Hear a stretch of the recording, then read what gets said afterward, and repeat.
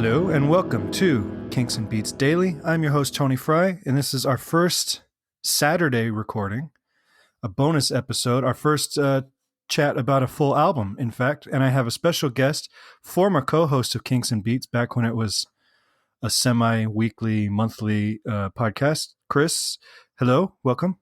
Tony, I feel like we're having a reunion of sorts. You know, they always wondered if the Beatles would ever get back together. No one ever thought we would get back together, though. I'm actually compiling the Kinks and Beats anthology for immediate release. Complete with extra tracks, right? Yeah. How are you? Oh, doing well. It's, you were just talking about the leaves down in California, and we've got snow up here already in Minnesota. So, living the dream up here. Can't wait to wake up. Yeah, it's going to be 78 degrees here today. So. Oh, my gosh. I think it's like 12 here. Different strokes, I guess. Oh, yeah. So today we're going to talk about Abbey Road. Eventually I'll get through all the albums of all the Kinks and Beatles and solo and all that kind of stuff. But this one seems relevant because it's the recent 50th anniversary and they just had the giant remix box set. And so we're going to chat about that.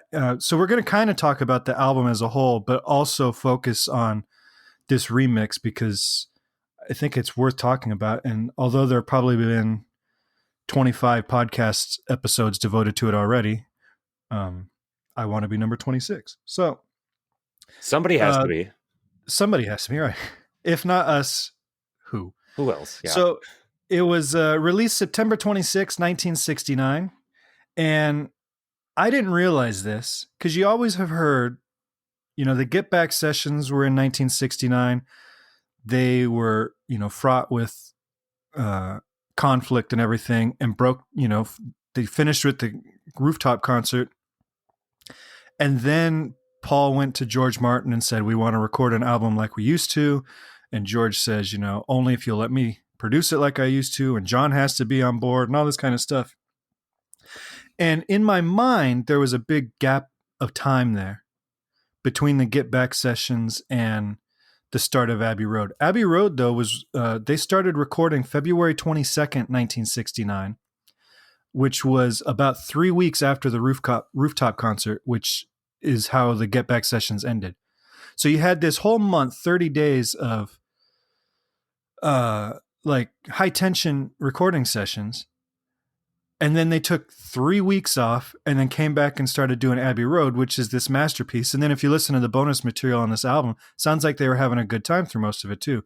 So I didn't realize that the history was that condensed. I figured it was like early 69, and then they started Abbey Road 3 or 4 months later, but it was literally 3 weeks, 22 days. Well, it makes sense. I mean, you think about their entire recording career is all jam-packed into like 7 years worth of material. I mean, it's just insane how quickly they worked. Could you imagine a band nowadays, though? I mean, they basically kept a 2-album-a-year schedule the whole duration of their career. Because 68 only had one album, but it was the White Album. So they put out 2 records worth of stuff and a handful of singles. 67 had Pepper and Magical Mystery Tour. I think the only year they had one album was 66 for Revolver. It's like, that's incredible output. Could you imagine a band today doing 2 albums a year for 7 years? Well, here's a little bit of modern day perspective. So the Beatles did all that work in such a small amount of time. Tool took 11 years between albums. I mean, right? The Beatles had come and gone in that span of time. and same with like Boston and Meatloaf and all a lot of those bands had huge giant gaps. So I just thought it gave me a new perspective on it. And then some of the songs, you heard them rehearsing during the Get Back sessions. Like I know Maxwell Silverhammer's in there a lot. Something was in there, I believe. Like there are some tunes that they were using for those sessions that, I don't know. I always thought it was a longer gap. So that was interesting to me. What's your history with this album? Well, my history with this album is actually kind of one of confusion, really. I was a dumb little kid when I was introduced to the Beatles. And for whatever reason, and it just probably boils down, now that I think about it, to recording quality and technique and basically their maturity as a band, growing into young adults from being young kids. I thought these were two completely different groups when you compare late Beatles to early Beatles. Like Abbey Road, to me, even though they were called the Beatles, I thought they were completely different musicians when I was a dumb little Right. kid. But that just goes to show you that this band, and even George Martin to a degree in his production skill, developed quite a bit in just a span of really 5 years, if you think about it, because Mm-hmm. the early stuff was, as about as simple as you can possibly get. I mean, it was mostly cover work at that Yeah, point. that was just their club set at that point. Yep. And then when you start talking about their actual writing style and their performance ability and everything else that went into what became the Beatles down through, I mean, you could really start it with Rubber Soul, I think, is where they really started to define the true Beatles sound. And I just totally thought, if you compare Abbey Road to, something like Please Please Me, to my little dumb 5-year-old head, I thought those were two completely different bands. So when I look back at Abbey Road, to me, this is in my 5-year-old brain, their best album. Now, as an adult, I think it's their best produced album, but to me, it doesn't sit at the top anymore as their best album. It's for me, it's never been at the top. It's always been like in the top three. And it's one of those things that, like, there are a lot of songs on here I'm never going to just turn on because or Sun King. But within the context of the album, like, they're brilliant. I love every second of those songs. So it's like this might be their best album as a complete work, but it's not their best collection of songs for me, you know? Right. Does that make sense? Oh, it makes absolute sense. Yeah. And we'll dive into it a little bit later on, but you're absolutely right. This is a total album listen. This isn't like I'm going to pop on a few of these songs and be done with it. You really get a better feel for this album if you listen to it, from track 1 to track, 17, whatever it ends up being with Right. Her Majesty at the end.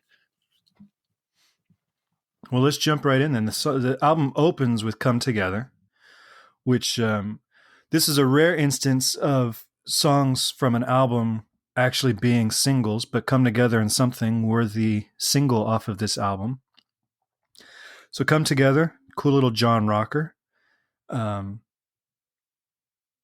it's always been a favorite song of mine. I haven't covered it yet on the podcast, so we haven't talked about it yet. But it's always been a cool little rock and roll tune. Got some good guitar work and that iconic drum intro and an iconic bass line. I mean, it's kind of an iconic song, but there's not much there to it. It is iconic, and I think the reason for it, at least in my head, is that it's one of the most un-Beatles like tracks or singles out Yeah. there. There's just something about it that is so unlike. I mean, if you talk about Wild Honey Pie being a very un-Beatles track, that was an unlistenable un-Beatles track. This to me is like the best un-Beatles track that they have. I don't know how else to describe it, but you can't find any other song in their catalog that sounds anything like this. And it's No. so good. There's such a good driving kind of almost maybe funk type of beat to it, just kind of underneath with that just driving bass, which is really brought out in this mix particularly. This mix is overall all the songs, the drums and bass in all the remixes, Pepper and White Album were the same. The drums and bass are finally given the treatment they were due, just because recording styles have changed, production styles have changed. But yeah, you're right. On Come Together, I actually put in my notes, overall, it doesn't sound very different than the original mix because there's not that much there. It's basically the five of them, with keyboards and all that. It's basically a 5-piece band. And so there's not a lot there to remix. So it doesn't sound a ton different, but it sounds better. It's got that kick, that chorus really, like when the guitar power chords come in, that chorus really has some meat to it. But it's so stripped, like there's not a ton they could have done to this one to make it. I mean, it would have sounded fine in mono. It's such a stripped back song. Yeah, and the things that I love about the remixes that they have been doing for these past 3 albums is revealing parts of the song that you had never heard before, like with John's double tracking vocal. I mean, letting some of that bleed through that was stripped away from the original mix, just some of John's more, strange like noise making that he did. I thought that was kind of a neat addition. But the one thing that I was looking forward to was just to hear if whether or not the lack of hi-hat use as a timekeeping device that normally you would hear any drummer, and I don't just mean Ringo specifically, but the first two tracks on this album in my head stick out as the two tracks because I'm a drummer, and it just seems so strange to me that there was a conscious decision, whether on Ringo's part or John's or George's part, to not play that hi-hat to keep time. And I was waiting for this remix to hear if there was a hi-hat recorded and just like stripped out of the mix, or if that was literally how it was recorded. And by the sound of this remix, it sounds like that was a choice made for both those first two songs. And I don't think you hear that happening in any of the other tracks. I just think that's such a weird and interesting and very unique decision that makes Abbey Road kind of the Abbey Road type of sound. I was actually, if you ask Ringo, he'll always talk about like Rain is his crowning achievement. I think his work on this album is, if you're going to make an argument that Ringo's a good drummer, and I will always make that argument, his work on this is, I think, the most creative drumming of the entire Beatles career in one spot is condensed into this album. Because like you said, it's all like Tom driven on the first two songs. And then we flash forward a little bit later, Because has no drums on it at all. And then You Never Give Me Your Money goes like a minute and a half before the drums really kick in. So like there's these long gaps where there's no drums at all, where I don't know. It's just the drum work or lack of drum work on this whole album, I think, is really inventive. Because what band puts a song and a half back to back with no drums in it? What rock band does that? That's crazy. Mm-hmm. But it works really well, and I think they made real good use of Ringo's strengths in this album. Like you talk about Rain being kind of Ringo's, I don't know if you'd call it masterpiece, but signature piece, definitely. And you kind of use those pieces throughout this album and some interesting decisions. But you also do hear when you get to the bonus tracks that it's not completely all Ringo making those decisions. And I think that's kind of an interesting thing to hear. I think it's safe to assume by this point, unless your name is Paul McCartney, none of the decisions in the band are completely yours. Right. Because at some points he's telling, even going back to the Pepper remix, he's telling John how to sing Lucy in the Sky with Diamonds, and he's telling Ringo how to do the intro to Maxwell's Silverhammer and all that. And that kind of cracks me up too. Well, we'll get to that when we get to Maxwell's. But yeah, you're right about that. But then you've also got three, just right off the top of my head, three instances on this album of like legendary Ringo Starr lines. You've got the Come Together riff, the don't stop, that thing. And then you follow that up with his intro to Something, and which is the next song, track 2. And I think it's cool, like certain things, and I say this about Harrison as well. You can't cover Come Together without doing that drum line. It is a critical musical component of that song. Just like you can't do Something without the little opening guitar lick, because it is not just an opening guitar lick. It is a part of the melody, or like In My Life and things like that. Like these guys were so good at inserting musical ideas through their instruments that became as important as anything that John and Paul and later George were composing as songwriters. And you got back to back with Ringo. And I would argue that Ringo's drumming in this album in particular, maybe a little bit even on Let It Be, has to do with that damn extra third tom that he never had in the first few albums. He was really making use of that. And I like the tuning on his drums too. He always tuned low, and I think this remix makes those. Now I know why he tuned low.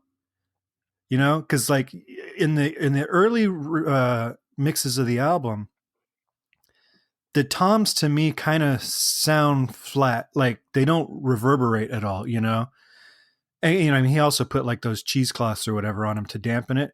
But now I think we hear it the way it was heard in the studio, and it sounds fantastic. You hear that air in the fills, and like the opening to Something, you really hear the air of the movement of the drum hits. And now I get it. why he tuned them so low, because it sounded cool in the studio.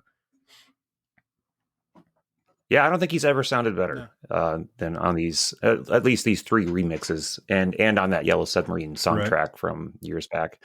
Yeah, I think they definitely do his drumming style justice, mixing it the way they have been, but the way that they originally did. I think they really shortchanged him, Yeah. unfortunately. I mean, a lot of it was actual rules that EMI had imposed, like that the microphone had to be a certain distance away from the bass drum and all that kind of stuff. Same with the bass guitar. Like there were just certain rules that it took this long for the Beatles to prove that, that it should be done another way. That they weren't going to short out their equipment by playing too Right. loud. Yeah. Yeah. But something I think where Come Together didn't sound much different, just better. Something does sound incredible on this new remix, I think.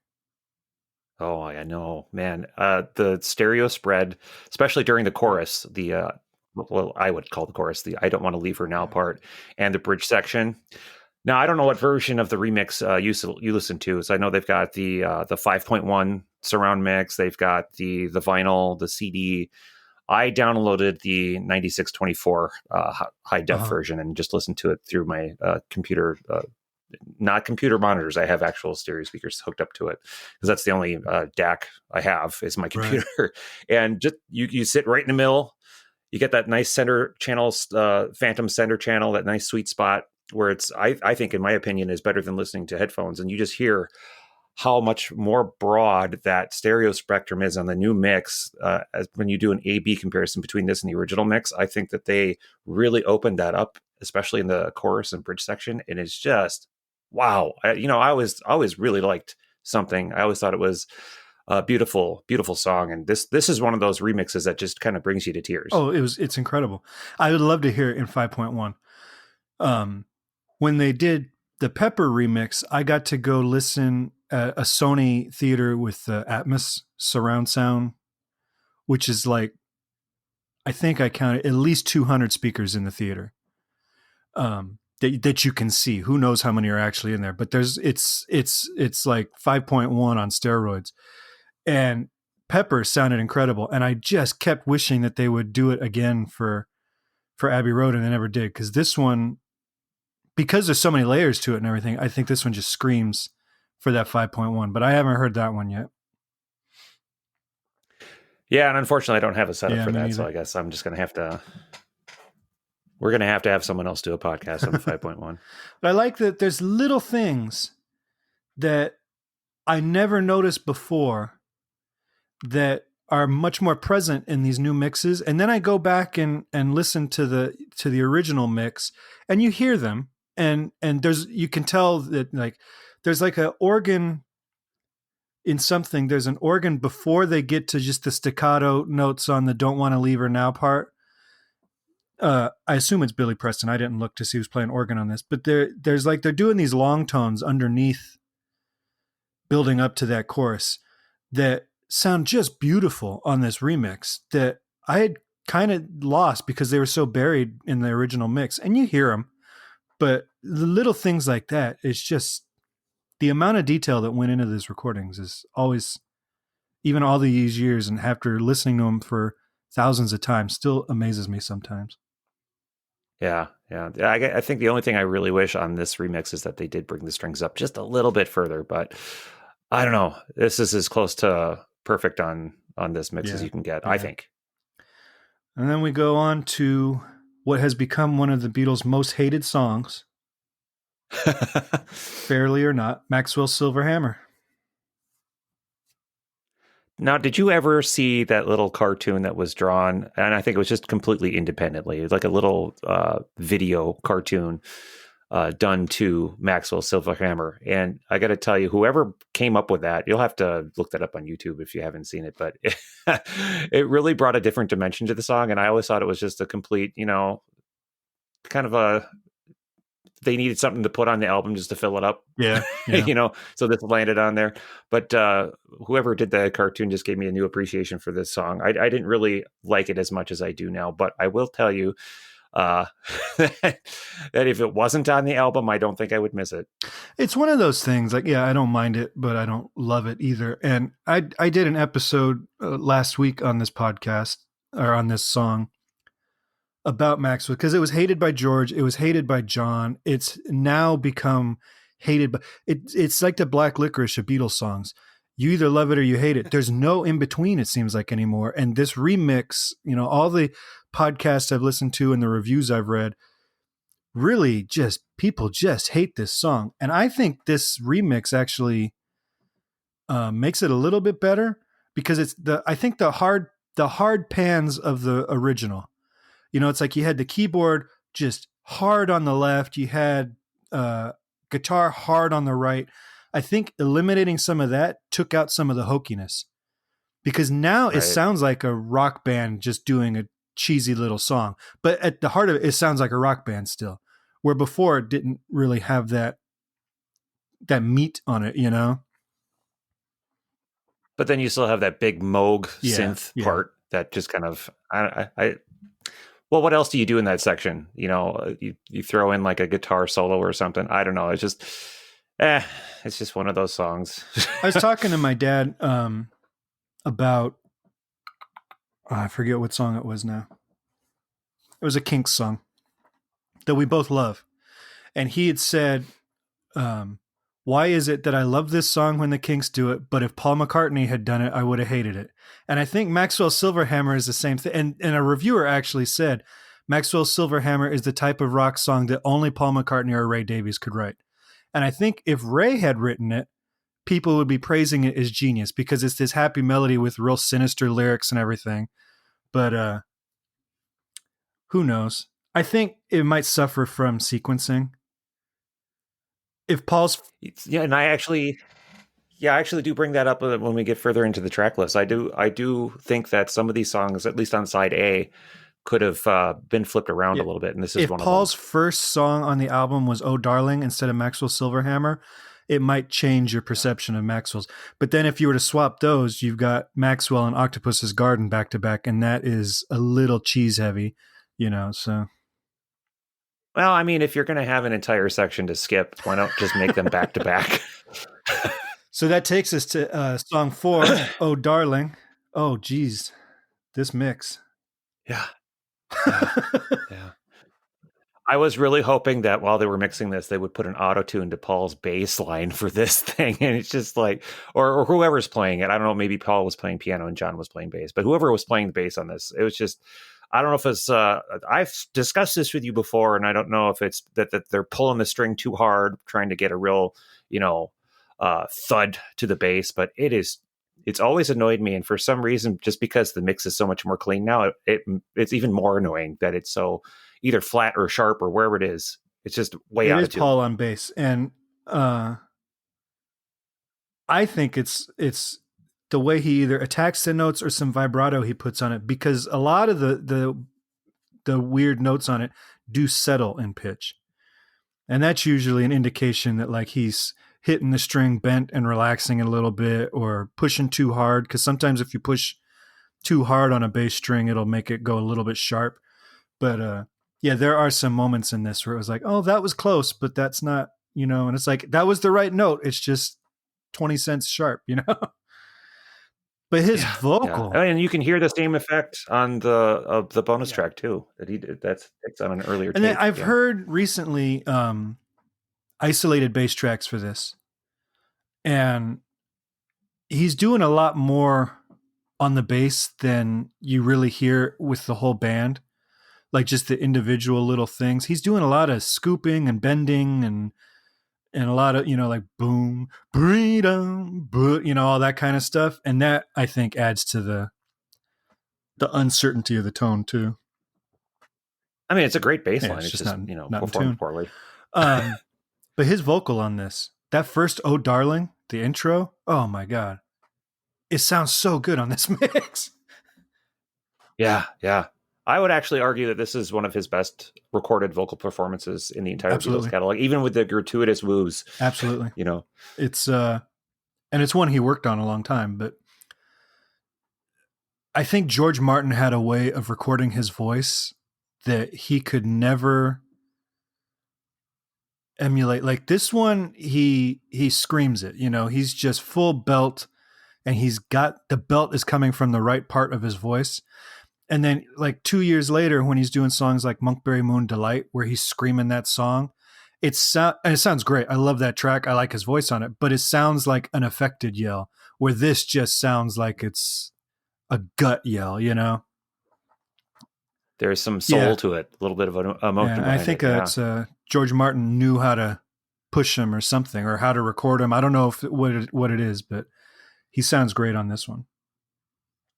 Now, there is something that pops up on the remix of this song that continues to pop up through the album that actually irritates the heck out of me on the 2019 mix. And this is the first obvious instance of Giles using some sort of echo doubling on the drums, and it's distracting as hell. And I was doing an A-B comparison between the 2009 remaster, the original CD that was put out in 80, whatever it was, and this new mix, and the weird echo doubling on the drums only pops up, at least to my ears, on the 2019 mix. And it's not as severe here as it is on other tracks here, but it just, I don't know, maybe I just focus on it because I'm always listening to the drums first and then everything else second. But it takes away from this song, even though it's not my favorite, but it takes away from a lot of the really the better songs that don't need that doubling. What I think is funny though is that, to me, a lot of the vocals on it sound more dry than they originally were. So it's like you've added echo in one spot and then kind of stripped it back a little bit. Like this song in particular, that opening "Oh Darling" sounds so just present and dry and without a lot of effects on it. You know, it's a lot more understated than it used to be. So it's weird that you kind of adding and subtracting at the same time. Well, it does make me wonder if it's something that Giles and company did because there was a lack of something with the original recording.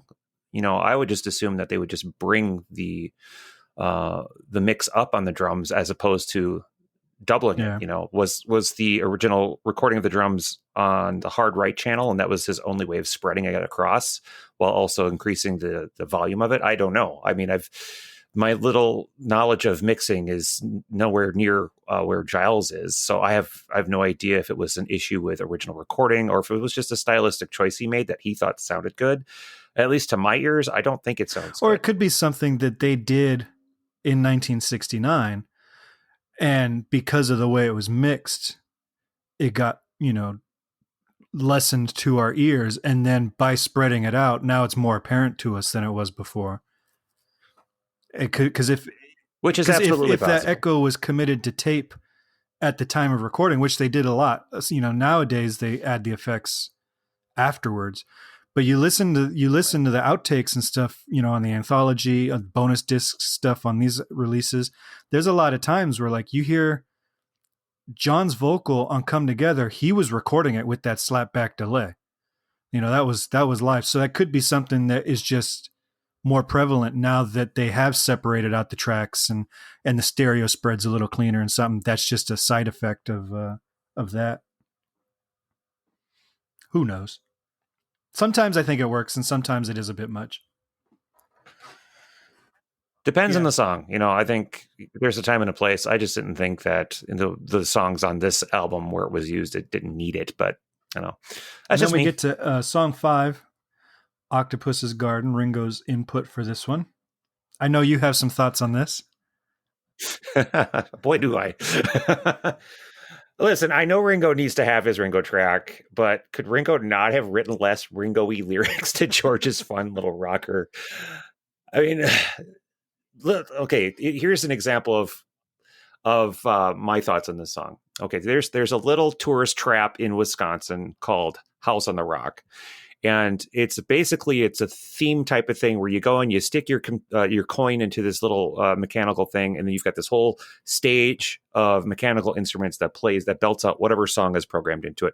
Think of it as a very stripped down, like 1800s version of Chuck E. Cheese, right? With no animals playing. It's just literally machines playing. Well, Octopus's Garden is one of them.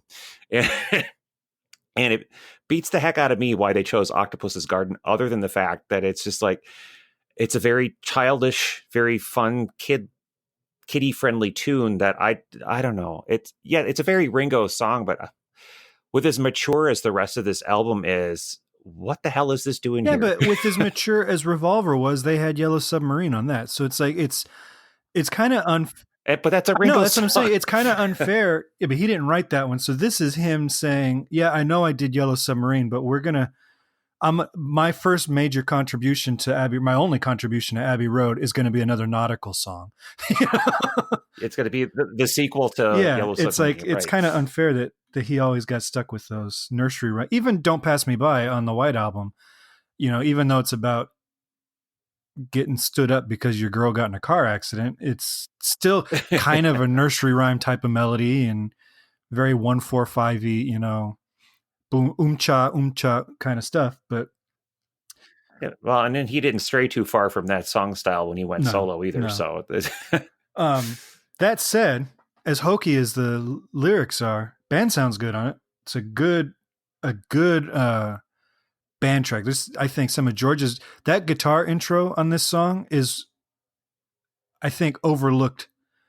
When you see those things like the guitar magazines, greatest guitar solos, and all that kind of stuff, that little 4-bar intro or whatever is so cool and difficult to play the way he plays it, and it's so smooth and effortless. How he voices that little line. I love that. Um, with this remix, I think some of his George's leads get buried though. The little yeah, and in between verse kind of lead guitar licks. I think they kind of get buried in the mix. yeah, and I agree with you on the opening guitar part, and I try to imagine the song played instrumental, and just to listen to George's Mm-hmm. playing, because you're right. I think it's probably overlooked because of the type of song that it is. I don't think it gets the respect it should get for the Yeah, musicianship on it. And as far as the mix goes, Ringo's vocals are clipped like crazy, and I think it's from the original recording, because I went back and did an A/B comparison, and his vocals clip on that too. So I don't know that there was much that could be done about that, but it's very obvious in this mix that it was recorded a bit too loud. this whole album was recorded loud. There's some spots that the bass clips a little bit too. Um, Actually, there's several spots where the bass clips, but this whole album, you can tell they were making a rock and roll album in the studio because it is just full blast all the way through. Yeah, Which takes us to "I Want You, She's So Heavy," the closer of side A. I like this song. I have always liked it. It's one of my favorites, but it's always been so hard to listen to, because one of the things that I remembered most about this song, well, there are two things I remember most about the song. Number one is that long outro. I mean, I could sit on my acoustic guitar hours on end just playing that riff. But the other thing that I remember most about this song was how unlistenable it was because of the damn amp hiss, Yeah. or what I assume is the amp hiss at the beginning of the song. I don't know if it was an intentional addition to it to make it sound more like a live Your Blues type of jam, or if it was just an effect of the technology at the time. But if you haven't heard the remix, and if that has always bothered you, you'll be happy to know that hiss is not in this mix. They were able to get rid of that. And I think that really adds to it. But again, this is another track that has that freaking echoing of the drums that just distracts me. Yeah, I like it on this track. Yeah, You I do. like, and I think this remix, the mix feels more open to me. And I've heard some people complain that I think they want it to sound like the band is, on a tiny barroom stage doing, this song. But I like the openness because it is they left some air in their parts. It's not helter skelter, where it's all just a wall of sound. This one is kind of an atmospheric rock jam, and so I like the air that they put in there, and I think that drum, that reverby kind of drum sound that you're talking about, I think adds to that atmosphere of the track. Funny enough, even though that it does have that little doubling effect to it, I still think that the drums are really buried on this track. And I think it could have helped the punch of this song if it were brought up just a I little think bit there are more. certain tracks, and I know this from recording and all that kind of stuff, but I think there are just certain tracks for whatever reason that you will never get as loud as they need to be. You know, like there's Hmm. just sometimes where it's like I just cannot get this song. It demands to be 30 decibels louder, you know, but I can only get it one. You Right. know, it's a weird thing. And I think this one, because it was recorded so loud in the studio, I think it's hard to make that translation to tape. Yeah. Great album closer. Side closer rather. Side two opens with "Here Comes the Sun," and I think um, if you're talking about a way to close side A and a song to close open B, great sequencing there. It's a I Want You is a great side closer. Here Comes the Sun is a great side opener. But I also think this is one of those cases where hearing it on CD without having to turn over the vinyl, this is one of the most genius sequencing moves in the whole Beatles catalog. Ending so abruptly on that just wall of guitars and white noise into the quiet acoustic guitar of "Here Comes the Sun" is such a 1-2 punch to me. I love that moment of the CD when you're listening to the whole album. I kind of wish on the CD version that they would have closed that gap a little bit Mm-hmm. more. I wish it was just like Yeah. straight into it, almost like the rest of the medley tracks on side B. But I grew up without it, so it doesn't bother me as much. But I thought that, I always thought it would be kind of fun if that gap were completely closed. As far as this mix goes, I think this is the absolute best remix on the entire album, and I just sat there and listened to it. I even got Amy down to listen to the mix, and she was just like, "I want to hear this I again," because it's just I done so wrote in my well. notes, it's a highlight of the album and it's a highlight of the remix. I listened to it because they released that video on YouTube, an official video for "Here Comes the Sun," I think like a week before the album actually came out. And I probably watched that video 10 times in that first day. And but the first time I started tearing up a little bit in the first 20 seconds of this recording. When you hear those background vocals kick in the very beginning, you know, when he goes, "It's all right," and he's got the I think there's two vocal parts above him. Oh man, it just sounds incredible. And it already sounded great. It's like every song on this album already sounded good. But this one, it's just a whole nother level now. And a whole new like emotional depth to the song. It does make me wonder in which order they attacked this remix album, because just by how amazing this remix sounds, as opposed to my ears anyway, how I Want You came off. Now, obviously, much different recording techniques were used for both tracks. Um, they may have even been in completely different spaces recording both songs, so maybe the remix has nothing to do with it. But it just feels like to me, if this was the last one they attacked on their remix sheet and they got it right at the end, or did they do this one first and we're like, this is how we're going to remix the entire album, and then things just fell apart from there? I don't know. Or did they do it, track by track as it's listed on the album? Either way, this came out as beautiful as you could possibly want any of the songs to sound. I don't think that they've mixed any Beatles track better than this one, and I'm including everything on Sgt. Pepper's and White Album. This is the bar as far as the 50th anniversary No, remixes go, as far as I'm absolutely. concerned. And like everything about it, the vocals, the guitar work, you can hear him doing things on the acoustic guitar that give you a new appreciation for what he's doing. It's not as simple as it sounds at first take, but now you hear it. You know, those little like eighth note drones that he's doing underneath the lead line on the acoustic are more prevalent now, and everything. It just sounds like it sounds like it was recorded yesterday. The guitars are so crisp and the vocals are so clear. It sounds like it was a brand new recording. Well, and that's exactly what I'm looking for with these anniversary remixes. When Pepper was re-released a couple years back, that to me was a revelation. Like, this is what this could sound like if the Beatles were in their 20s recording this in 2016 Right. and 17. So that's kind of where this whole line of remix albums are kind of set up. They're kind of basing that approach on what they did with Sgt. Pepper. And to me, if they don't meet that then to me they're not doing it right. Well, with Here Comes the Sun, they knocked that Yeah. out of the park. I I mean, for instance, in the original mix, so you got George's lead vocal track is pushed all the way to the right yeah. channel, which for 50 years might have been just fine. But when you hear it mixed in this way, it's like, why wasn't it always in the center? Why wasn't George singing at you, like in front of your face, instead of off to the Well, side? it's hard to believe that there was ever a time when vocals, bass guitar, or drums were ever hard panned to one side of the spectrum, because it's just not how it's done nowadays.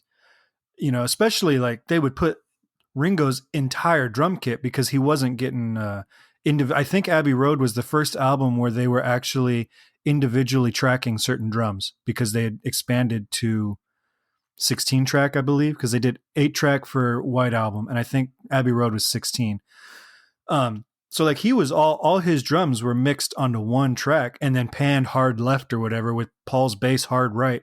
It's like there's not a recording engineer on the planet nowadays that would do that, but I think a lot of that kind of boils down to how things were mixed in mono. I think that's what their technique was, is, all that stuff on one side, all the other stuff over here, we'll combine the two, and I think Abbey Road is one of the pioneering albums in stereo mixing. I can't think of another band who had an album earlier than that did a better job of mixing in stereo. No, this was definitely like they'd had a couple years to tinker with it, and now they've kind of perfected it to that point.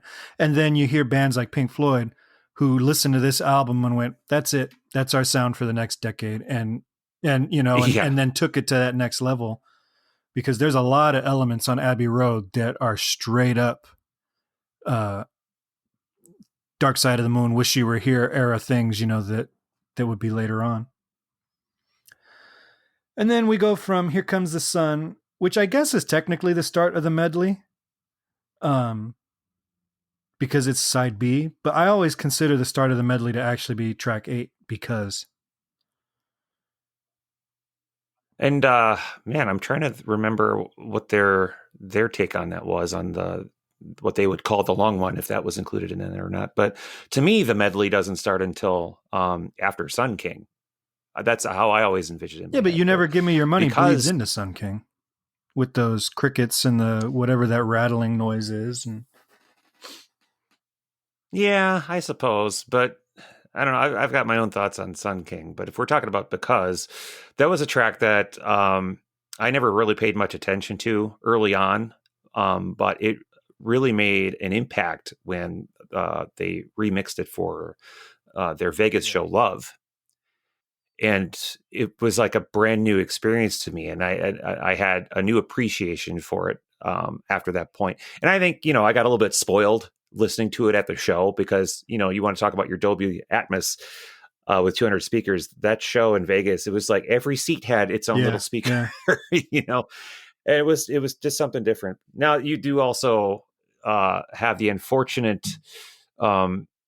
experience of hearing just how out of tune all 4 of them are singing together on a track like this, but it's still a good, extra Beatles track. I don't know how seriously I take this song, but I mean, it's a nice listen. It's one of those that I don't go to individually, but coming out of Here Comes the Sun and amping up for this second half of the album, I think it fits contextually pretty well. And then it goes into You Never Give Me Your Money, which is, you were talking about, was Here Comes the Sun the first remix or the last? And I think it was probably the first, because You Never Give Me Your Money, this remix, to me, sounds like they were running out of time. And this was the only one they had left, because this is, to me, the low light of the whole album. This is the one track on here that I think suffers from this remix. I actually put in my notes that this sounded like they didn't do too much to the mix other than slightly broadening the stereo field. But somehow it feels like it's lacking some of the energy of the original. And the original had weird stereo spectrum too, but like when they get to the Out of College Money Spent, they're hard panning in this one, and it's too open for this tune. And to me, it sounds like a Paul solo record, like like 1973, 74 era Paul, or maybe even a little earlier.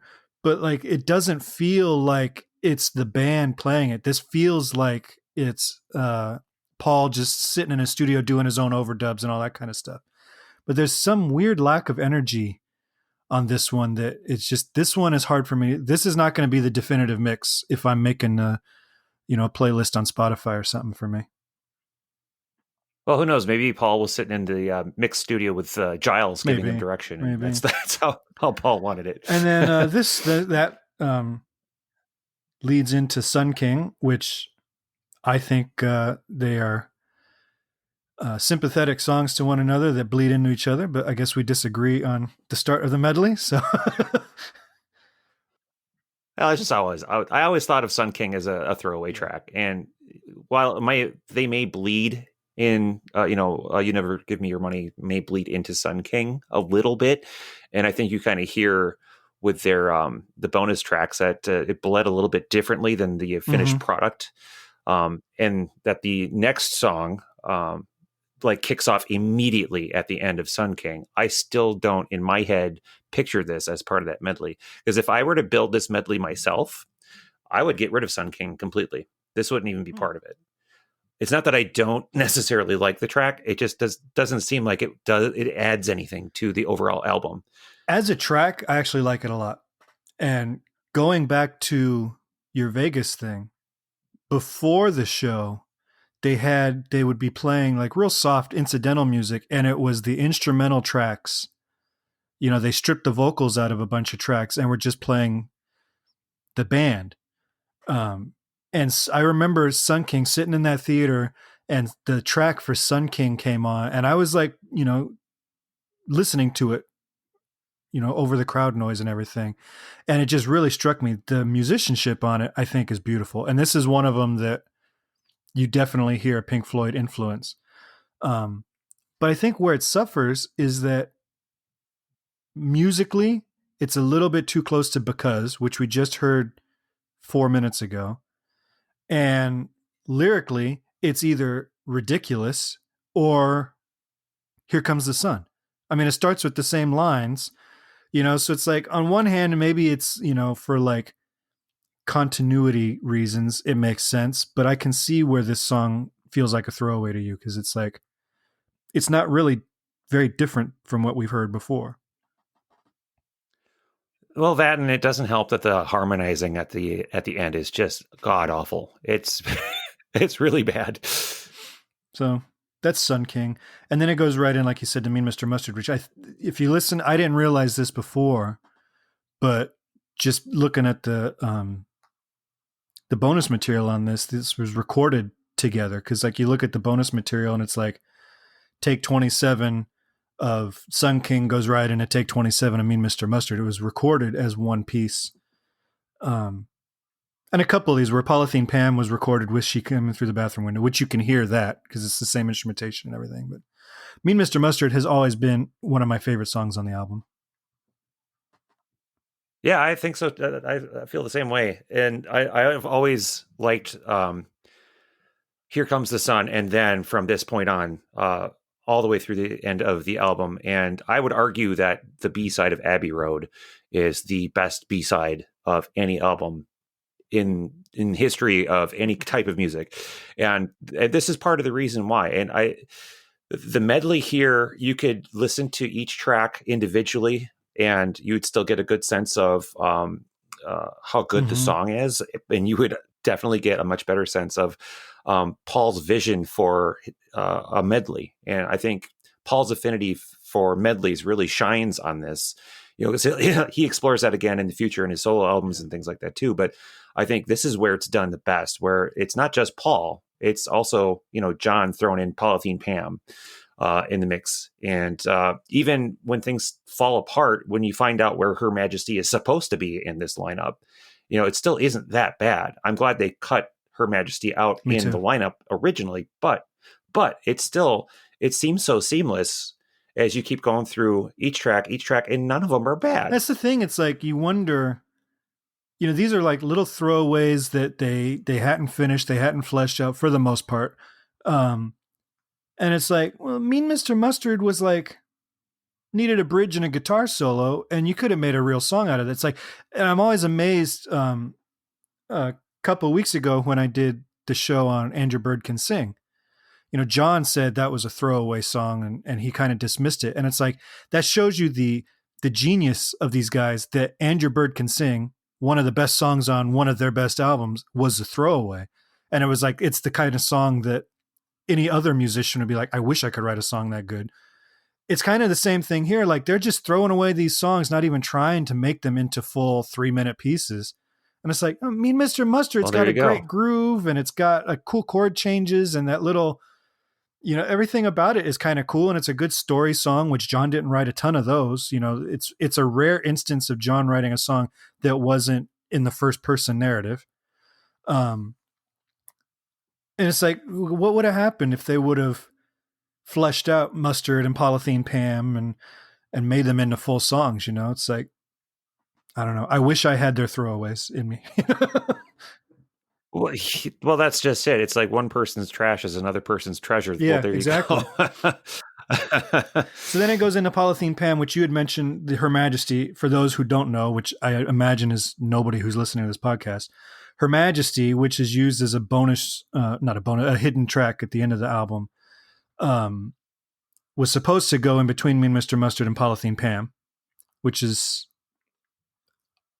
a smart, like you said, it was good that they cut it. That would have been such a momentum killer. But we go into Polythene Pam. Good rocker. Nice and short. I don't, you mentioned that, what would happen if they would have fleshed it out. I don't know that. I don't know if I would have wanted to hear this one longer than it was. It serves its purpose in the middle of the medley, I think. It's got a good guitar solo in it. And I'm glad that they changed the lyric to Pam from Shelley, because I think they created a narrative with Pam in the middle of this. In medley, Mean Mr. Mustard, you mean? So it was originally his sister Shelley or Shirley or whatever. Oh, right. Yep, you're right. And I think it was a smart decision. If the next song is going to eventually be Polythene Pam, then changing My Sister Shelley to Pam, well, then we're talking about, okay, well, this is the Pam we were just talking about. And I just found out, I didn't know this until a couple weeks ago, that Mean Mr. Mustard is actually based on a real person. Yeah, he read, there was a magazine or newspaper article talking about this guy named Mr. Mustard. And a lot of this stuff was true, that he was like this cheap, he didn't stick 10 bob notes up his nose, but a lot of the narrative came right from that magazine article that John read. And he didn't become Colonel Mustard from I don't Clue. think so. No.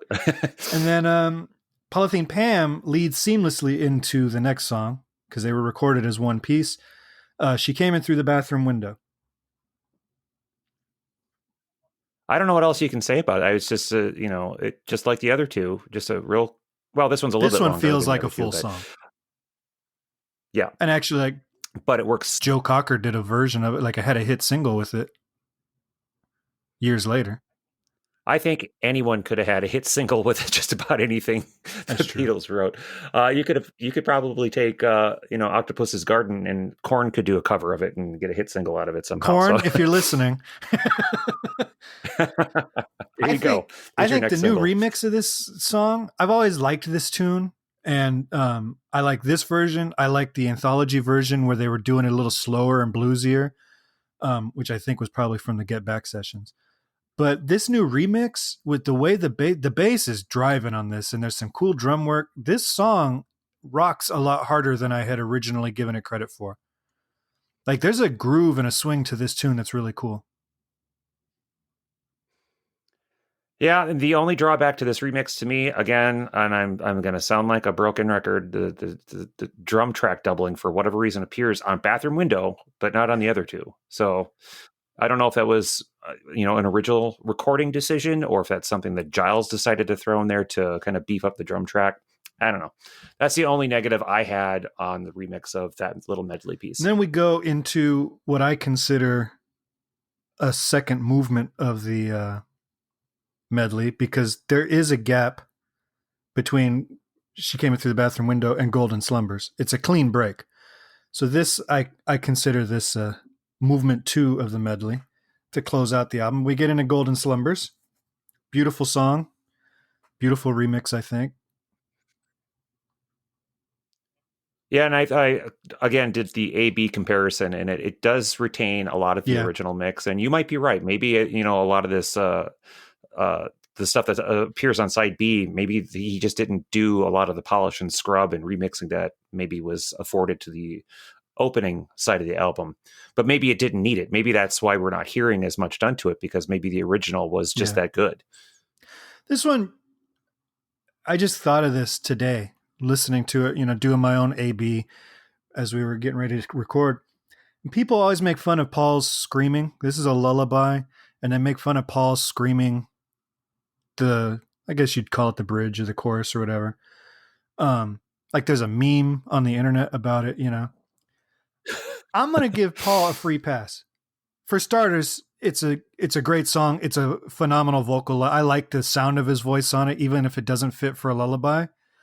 But a couple measures before Paul does that scream, Ringo hits his toms. He comes in with those toms, and he beats the living snot out of those toms. It's the hardest he hits anything this entire album. He's like, dong, dong, dong, dong, dong, dong. So I'm going to give Paul a free pass on this. He was just responding to, he got built up by Ringo's hits, and then George Martin counters it with like the orchestration swells, and you've got these low trombone notes and the horns and everything, kind of full steam ahead on the orchestration, which is beautiful on this remix. That does seem a little bit pushed up, Martin's orchestrations on this one. Yeah, and if you were sleeping for whatever reason, you were definitely going to wake up by the time Carry That Weight came through. And then Carry the Weight comes up next, and it is Carry That Weight. Yeah, I mean, it's just a piece of that part of the medley. If you're going to dissect it as its own track, there's not much really to say about it, other than that it ties in little bits and pieces from earlier on in the album, which I thought was kind of a cool nod. Exactly. So what does it tie in? It brings back a reprisal of "You Never Give Me Your Money," which you didn't think that was part of the medley, but it's actually quoted within the melody. So I submit to you, sir, in my argument that it is part of the melody or medley, because it opens and is now closing the medley in a lot of ways. Well, if you are to believe the Beatles' original take on this whole side of the album, it is part of the medley. But I think the way that it was finished, I think that it was used more as a callback, and that this was more of a second medley, that this was it was shaped into more of their farewell track. Well, I mean, if you're going to take the Beatles' word for it, Here Comes the Sun is part of the medley too, and I don't think anybody considers that part of the medley. So what do they know about their intent? Right. Who are they? Experts on their own and material? Then, so that goes, I think, for the record, I think the "You Never Give Me Your Money" reprise in Carry That Weight actually sounds better than the track itself does earlier on this side. But that's just me. And then we get to the end. And the end, yeah.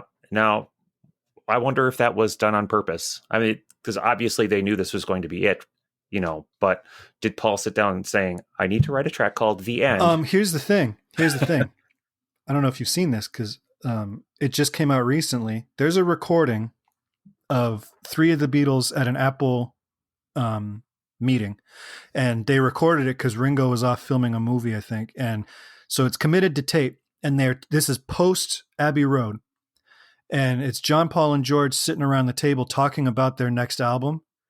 And John is suggesting that John, Paul, and George each get 4 songs, and then Ringo can have 2 if he wants them, and that because George's songwriting is getting so good that he should get equal footing with the other 2. And then they make fun of Maxwell Silverhammer a little bit, and Paul gets pissy about that.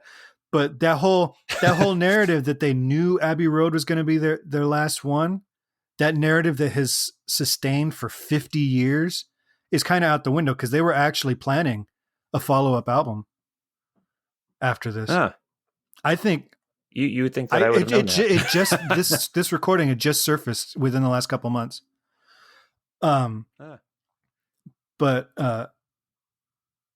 I think they wrote the end because the medley was such a conscious, mapped out thing. I think it's more about Yeah. the medley and ending the album. But it sounds good on here. They did some panning on the guitar solos to make it a little bit more clear who's playing what. If in case you are Yeah. so deaf that you can't tell that that's three different guitars playing, because it's such three Right. completely distinctly different styles and tones and all that. But it is Paul and then George and then John, and Paul's on the left, George is on the right, John is in the center. Um, I think. Go I ahead. think. Well, go ahead. I think George shines on these solos, and it shows how while the other two were great guitar are great guitar players, were great guitar players, George had a touch and a musicality that the other two just could not touch. If you listen to these three solos and just the finesse of how he bends notes and phrase and his phrasing and all that kind of stuff, he was at another level than the other two guitar wise.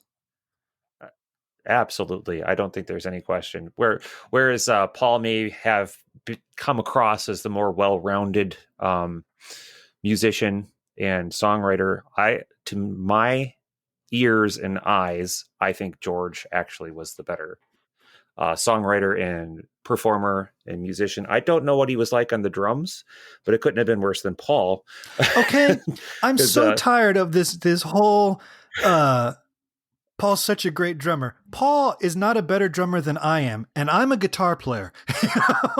Is he? Is Paul's he not that adequate? good. No, he's Yes. not. Is he serviceable? Yes. Is he good enough for his recordings? Yes. Has he ever been called into somebody else's recordings to be the George never called him to come play on one of his albums on drums. John never called him. They all called Ringo. You know, it's like he's not a drummer by any stretch of the imagination. And you listen to the songs he did drum on back in the USSR, go listen to the isolated drum tracks on that. That's two different drums being played. Like, so he had to double track it, and I'm still not convinced that Ringo didn't go back and overdub some of his own fills onto it. But like, yeah, Paul is an overrated drummer, and I love Paul. You all know that, but he's an overrated drummer. Well, and as I was learning more about the Beatles as I was growing up, it actually shocked me to hear that he had contributed some drum Mm-hmm. parts, like on Ballad of John and Yoko. I'm like, that's Paul. But then the more I listen to it, it's like, yeah, that is definitely not Ringo. So if it's Paul, boy, he's not that good. So, and speaking of drumming, you know that the famous Ringo solo on this track on the end. I love the use of the stereo field in this mix.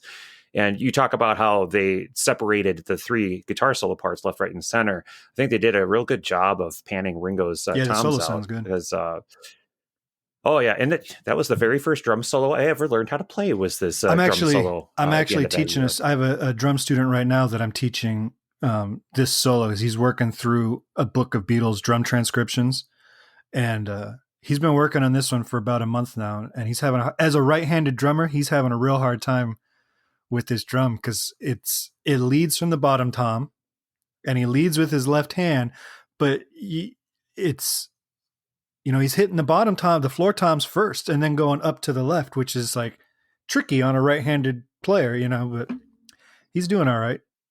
It is. It's just like with Come Together. Unless you're really paying attention to which toms are actually being hit first, you have to remember Ringo was actually left-handed playing a right-handed drum kit, so he would actually play his toms kind of backwards to what a right-handed drummer might play. So that, yeah, you're right. He'd go from starting on his left hand on the hi-hat on t-t-t-t instead of the right hand. Because I would always start with my right hand and I'd hit the wrong Yeah. tom because as I'm moving around the kit. That's the same thing with the drum solo at the end here, having to learn that playing it the Ringo way, which is the right way, is a little bit more difficult than you might think. It sounds like it's a real, simple. It's all 16th, 8th, 16th. All. Almost every rhythm in there's the same rhythm, but yeah, but it's not actually as simple as it sounds. I know I gave Ringo a lot of crap, but if you really listen to what he's actually doing, if you're a right-handed drummer, try sitting down and playing And then try left-handed. doing It's not as and easy. then keeping that bass pedal going for quarter notes for however many bars that is. That's a marathon right there. You know, like it's not yeah, like you said, it's deceptively difficult. And I read that they tricked him into doing it. That Wasn't it because it was just at least back in that time, they thought that left-handed drummers were too weird to be broadcast on TV well, or and then something like like that? he didn't want to do the solo because he hated drum solos. And so the Beatles had recorded guitar solos over it, which you can hear on the anthology version. I don't know why they didn't include it on this release, but the guitar solos start earlier, and he was doing the solo basically as fills, is what I've heard. I don't know how true it is. And then they stripped the guitars back and left it as a drum solo. So it was intended to be a build up into that next section, but he was supposed to have had a band with them, Huh. which Very might be why interesting. he's doing Well, the bass drum just four on the floor the whole time. whatever Yeah, happened, it works. it's a cool end of the song, and then we get three cool solos that really highlight the different styles of the three guitar players, and then a pretty little coda at the end, the "Love You" take, and then we're done, or are we? Because like Haha. 10 or 15 seconds later, we get Her Majesty, which is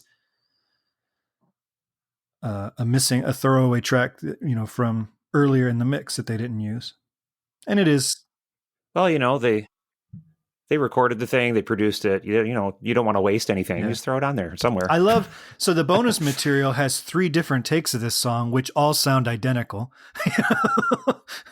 It's like it's I think though, upon listening, and I've heard that take 1 through 3 a number of times. I think they use take 3. To my ears, that sounds is identical it? to what's I on the haven't album. listened to that closely, I,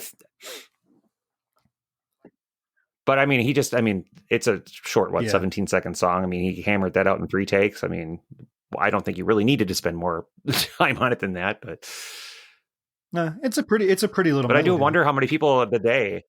Yeah, well, I wonder how many people in the day actually, picked up the needle off the record before even hitting Her Majesty. Because if I'm not mistaken, Her Majesty, is it listed on the track list on the original I pressings? don't remember. I know it was on the CDs, but I don't remember if it was on the album or not. Because we had the not the original pressing, we had the repressing, like 1970s repressing, Uh-huh. US repressing. We also had the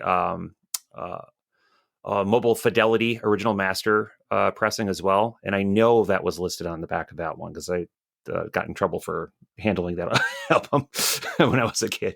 Don't touch the original master. I'm trying to see. Well, did the back is that original? I'm looking it up for us here. If this is the original, if this is what it says it is not listed. So if Okay, this is actually the original British pressing, which it says it is, it stops at the end. so it could have been a nice surprise for, well, if you want to call it a nice surprise, but It's like, a nice oh, little they're not song. It's got done. pretty melody, and Um, it's a jarring surprise because it starts with that big strum chord that was supposed to be the last chord of Mustard. So it kind of jumps out at you too. They should have done like what they did on Pepper and had it as the fade out groove and just had it vamping the the whole little run time. up, yeah, right, complete with the Yeah. dog whistle. And then that's the album. Um that's Abbey Road. A masterpiece. I truly believe this is, like I said, I have a favorite album for many reasons, and this is not usually the favorite album, but it is one that I will listen to a lot and I go back to a lot. And like we said, it was one that start to finish might be their best listen from top to bottom, in my opinion. And I think if you're talking about just classic rock albums in general, this is a Oh, must-have in a absolutely. catalog. I think this and Sergeant Pepper and Pet Sounds, and I mean, you can even include Led Zeppelin 2 as a great classic rock album in that area, in that time frame. But if you don't have this in your classic rock collection, you're really missing out. I think this didn't just define a new period in music, because this was the end of the, the hippie love movement. I mean, '69 is the year that rock died, and this is the year that this album came out, and this really showed a new turn into prog rock. I think there's some prog rock totally. elements to this. That there were prog rock elements in White Album and Sgt. Pepper too. But I think, to your point earlier about Pink Floyd kind of taking Abbey Road and putting their little spin on it, basically, I don't know that you would have Pink Floyd as we know them without an album like Abbey Road. No, there's too much. Dave Gilmour in particular pulled way too much influence from this album to say that he would have been the same without it. He would have just probably been a blues guitar player without this. I mean, everything from the way they pick their chords, like in Sun King, and the guitar leads, and a lot of this stuff is, and then the use of the Moog synthesizer, where the Beatles used it very sparingly, and I think to a real tasteful level. Other prog rock bands that were to follow are going to use it and abuse it, But this was really the first mainstream album to utilize that as an instrument, and it's all over the place. Now, have you heard any of the bonus tracks to this? Yeah, there's a few highlights on it, but what did you want to chat about? Well, I was kind of curious what you thought of the home demo of Goodbye, and whether you thought this had a place on Abbey Road. No place at all. So not even replacing Octopus's Garden. No. The thing with that song, I mean, he wrote it for somebody else. So who knows if they would have recorded it, maybe they would have taken it down into a male appropriate key, because he's singing it in that falsetto because he's written it for a woman. Right. But to me, it sounds a little bit too like mid-60s English pop. And this is like a late 60s rock and roll album, like maybe it could have fit in on the White Album better, but yeah, I don't hear it as an Abbey Road track at all. Why, do you? It's different than everything else, but I think it might have, if it were fleshed out a little bit more and had more of a Beatles spin on it than, him writing for somebody else. Kind of like with, what's the one that he gave to Badfinger? Come and Get It, right? Which, oddly enough, I don't know why they included it on this, because was this not already on Anthology? I didn't look, but I think it's the same exact demo, isn't it? Like, it sounds the same to me. I think it is. That song, they could have replaced Maxwell Silverhammer with Come and Get It, and that side A would have been as good as it is now. Side A would have been killed if Maxwell's was replaced with the Beatles doing Come and Get It. And I always thought that was a Beatles song anyway, because I'm only familiar with the Badfinger version up until, I finally heard, Paul's demo of it. But yeah, I mean, that could have gone there. And I don't know. I don't know why we're seeing like Old Brown Shoe and John and Yoko here, because I didn't really know that those were being recorded around the same time. But it's kind of interesting. Well, they did that with some of the others too, because like there's Strawberry Fields and Penny Lane outtakes on the Pepper remix. It's like if they were in that same session period. But then why not include remixed versions of, I would love to hear a remix of Old Brown Shoe. So why include all the demoing and outtakes and stuff and not include the actual tune? And I love Old Brown Shoe. I love that song, and that demo is confirmation that George Harrison did in fact say short-haired girl, not haired. That was not a recording mistake. That's just how he pronounced things. And Oh, that George. one, I've already done the episode on that, but it's got one of his best guitar solos on it. That second Yeah. guitar solo. Is that one of his first? Is that one of his first uses of the It's slide? not slide on it. No, It's not slide. the only Beatle track that's got slide guitar on it is "For You Blue," and it's John playing it. No George has said, kidding. and Huh. I've thought I've heard it in other places too. Like, I mean, it's on Strawberry Fields, but he's just sliding down the guitar neck. He's not playing a solo with it. But yeah, he said he never touched the slide till he went on tour with Delaney and Bonnie, and that was late '69, early '70, I think. Okay. Yeah, I always assumed there was a Mm-mm. slide in there somewhere. Just don't wow. Okay. But I like on the bonus material. I like the "I Want You" outtake when they get the noise complaint from whoever's in the studio next door. And like, Yeah. you got to turn it down. And John's like, "Who else is here this late at night?" Like, Right. Right. And Paul saying this is a yeah. lousy district, and yeah. And then they were like, "We'll do one more full blast, and then we'll see if we can do it quiet." And then I like the on the outtake for the end. The first 30 seconds or so is just studio noise. You know, that I think one of them's talking Yeah. back and forth at the board, and then you hear Paul and Ringo doing something, and George is tinkering on the guitar, and you can tell just from this studio noise how loud that room was.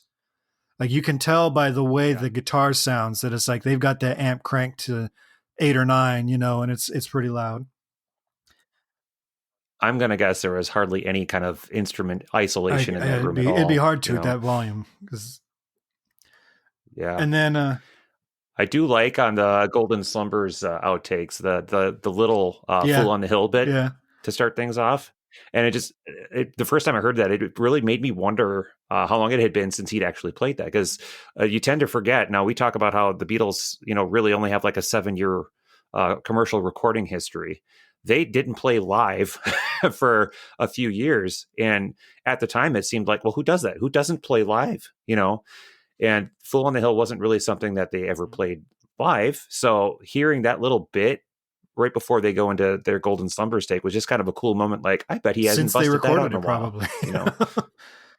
Yeah. I like Yeah. on the "Because" bonus, it's just the instrumental, and you can hear Ringo maybe being the first click track. You can hear him like clapping, Yeah. or I can't tell if he's clapping or snapping, but it's not a metronome because you hear him sometimes he's just doing this, and then sometimes he's subdividing, but like he is. I mean, his timing. They say he was every take was the same tempo. They said he had excellent tempo ear, but he's essentially the first click track because they weren't doing that back in the day. Yeah. And you can tell it wasn't done live. I think they'd done that as Yeah, its own sounds like track it. first, because it keeps playing Yeah, through to the end. And I think it was more of a maybe lead that's what it slap is. than Yeah. anything else, because I'm imagining it. Um, and I like the orchestral stuff that they included with something and here comes or not some yeah, something and the medley. Yeah. Golden Slumbers. Yeah. I think that version, the strings only version of Something, it's a completely different song when you just hear the strings. It really drives home really just how amazing Mm-hmm. that song is. That you can listen to just the strings, or you can listen to the whole thing together, and you have two completely different experiences, but they're both great experiences. Now, as far as the strings only on Golden Slumbers, I'm not sure if that isolated track really revealed No, anything new. it's pretty it's pretty to listen to, but there are too many gaps in that medley where there's not orchestral stuff going on. But like the something one almost stands on its own as its own individual piece, And then I never realized I'd always heard in the bridge where he's doing the "You're asking me, will my love grow?" and you hear the plunks. I always, for the life of me, Yeah. thought that was like a ukulele or banjo string. I never realized that was the pizzicato strings from the orc. I always thought Oh, that yeah. was Yeah. something that the band had done in studio. So that was cool. Yeah. Wrong. Yeah. You were wrong. Thank you to Giles Martin for revealing that, So, because I really like that orchestral backdrop. They've got that one. Now that is definitely something that hit. I mean, if I have any complaints on how he mixed the band in any parts, I think what he's always been really good at, both he and his dad, were the strings and brass, the Mm-hmm. orchestral pieces. Oh man, the recording and mixing of that is just amazing. Pretty good band. They Yeah, did all they're right. up there. No, didn't make a lot of money, but that's all right. So now overall, Tony, when you're comparing this remix to the previous two remixes, where would you rank this on those three Third. albums that are out so far? I would agree. Now, why would you I personally think rank this? Pepper's first because that one was just a revelatory remix. Because the original stereo mix of Pepper is so bad by today's standards. And Pepper is my favorite Beatles album. So it's like it's cool to hear that in a more modern take. And those recordings have become my default mixes.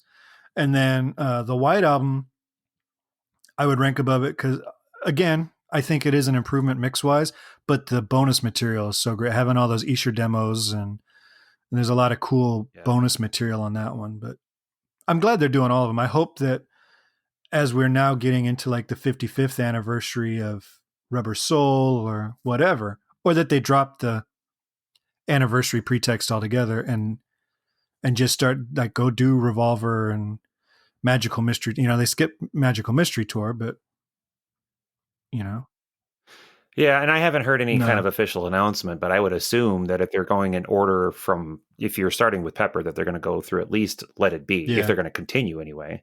And boy, would I love to hear a stripped back version. And I don't mean Let It Be naked version, but I mean like, you know, you know where I'm getting. of which one? Oh, Oh, yeah. of Let It Be. No, I would definitely like to hear a despecterized with all the. Yep. There's so many hours of bonus material on that we haven't heard that I'm sure there's still some cool moments they could cultivate. And then all the singles. You've got, so many singles that were released alongside these albums that we haven't got the remix of. Like I want to hear the remix of Old Brown Shoe and Ballad of John and Yoko and all those, so I hope they keep doing it. I'll keep buying it. I do hope they keep doing it, but I hope that this album didn't reveal that, as you mentioned with the B side of this one, that there wasn't a rush to get things done, and so maybe things weren't had much attention paid to it as maybe they paid attention to tracks like Here Comes the Sun, because if you're going to set the bar with Sgt. Pepper, which is easier to do than on an album like this, because techniques and technology was way worse when Mm-hmm. Pepper was recorded than with Abbey Road, but still all the same, if you're going to set the bar that high, do the rest of the albums that kind of justice. If it takes a little longer and you miss your anniversary date, well, I think we can understand. It's been 50 years. Right. We'll Yeah. take Get it another right year. and take your time. Yeah. Well, unless you've got anything else, that wraps up my thoughts on Abbey Road. No, I think that does it. Unless we get a 60th anniversary overhaul, this probably be the last time we see this I album for think a so while. far in line of the album or in this podcast, the only songs I've done so far for the pod for have been "Here Comes the Sun" and Maxwell Silverhammer. Um, I think, yeah, that's right. So I still got a lot more podcasts to do to get the rest of the individual songs covered, but I like this. We'll have to do this again with their other albums. Yeah, So, yeah. Chris, you're on Twitter. Where can people find you? Well, you can't find me by my name. You'll have to find me at Crack and Wax. I don't normally have my own Beatles related Twitter account. You'll have to find me with my my trading card Twitter account. So that's Crack and Wax. There's no G in there. It's CRACKINWAX. So that does it for our first Saturday album discussion. This is a long one, but There's a lot of stuff to talk about on this. Swingbyherohabit.com, and you can read some articles that have been written about this album and other Beatles and Kinks related things. And you can also get the rundowns of the weekly podcast alongside the actual songs we talk about. I will talk to everybody on Monday, where we are talking about a Magical Mystery Tour track, actually, that was a B-side that I ignored for a long time and happen to enjoy quite a bit now. All right. With that, I will talk to you all on Monday.